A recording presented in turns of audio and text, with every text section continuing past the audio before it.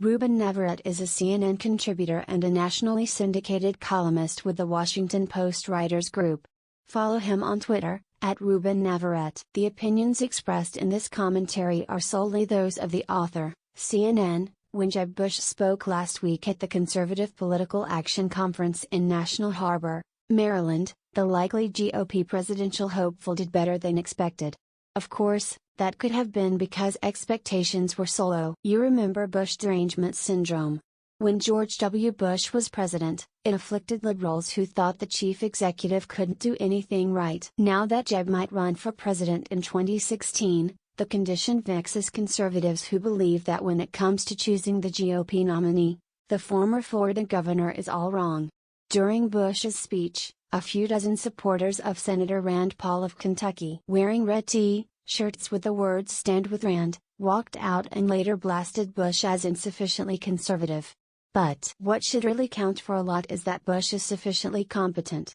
He's the grown-up in a room full of extremists who, as they compare union members to ISIS, Scott Walker, or vow to abolish the IRS, Ted Cruz, or bash the media, Chris Christie, seem most interested in applause lines. Bush is a serious person with a serious shot at the presidency, something that you just can't say about all Republicans who appear to be running. As someone who is bilingual and whose wife hails from Mexico, Bush can hit Hillary Clinton, the likely Democratic nominee, where it hurts by carving into her Latino support. In his 1998 gubernatorial election, and 2002 re-election, Bush received over 60% of the Latino vote. And it's no secret that, for many Latinos who might vote for Bush, the make or break issue is immigration.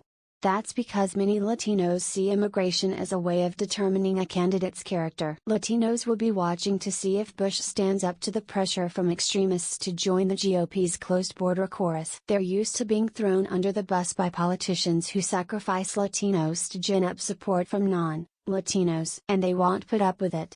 So which way is Bush going to go on immigration? For many years, he extolled the contributions of immigrants and expressed dismay that elements of his party are closed-minded and mean-spirited on the issue. He even acknowledged that, to many, the party is seen as anti-immigrant.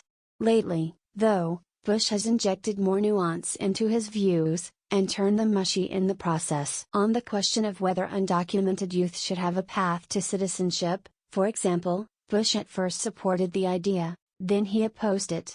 And most recently, he has said that he could support such a path if Congress mandates it. On the Arizona immigration law, Bush apparently likes the concept of enlisting local police to be the eyes and ears of the Border Patrol. But he has also been sympathetic to critics who worry that this will lead to ethnic profiling of Latinos. Too often, Bush leaves the impression that he'll say whatever he needs to say to avoid conflict. So it was actually refreshing to see Bush use his appearance at CPAC, which took the form of an on-stage interview by conservative talk show host Sean Hannity, to once again speak plainly.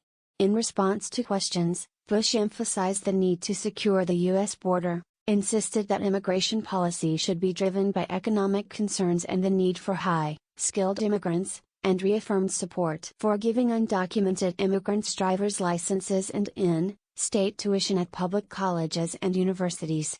The crowd booed that last one. Bush criticized President Obama's executive actions to prioritize deportations, but also bashed Republicans in Congress for protesting that policy by holding up funds for the Department of Homeland Security. Finally, in response to what is often the most contentious aspect of this debate, Bush also stressed the need to create a path to citizenship for millions of illegal immigrants who are currently in the United States. "I know Terry's disagreement here," he said. "The simple fact is that there is no plan to deport 11 million people. We should give them a path to legal status where they work, and contribute to our society." More boos. The way Bush sees it, the GOP is good at being against things, but we have to start being for things again. In response to a heckler, Bush stared out into the crowd to address his critic. "I'm marking you down as neutral," he told the heckler. "I'll look forward to being your second choice." Not even close. In the Washington Times/CPAC presidential preference straw poll of 3,007 participants, Bush came in fifth out of 17 candidates with just 8% of the vote. First place went to Rand Paul, who earned 25.7%. Clearly, Bush has a long way to go in convincing conservatives that he's their best choice. But his appearance at CPAC set exactly the right tone. Voters in both parties have plenty of candidates telling them what they want to hear just to get their support. What they need are more candidates who tell them what they need to hear, the truth. That won't make the candidates popular, but it does make them credible. Score 1 for Bush. Read KNOPinion's new Flipboard magazine. Follow us on Twitter @KNOPinion. Join us on Facebook.com/KNOPinion.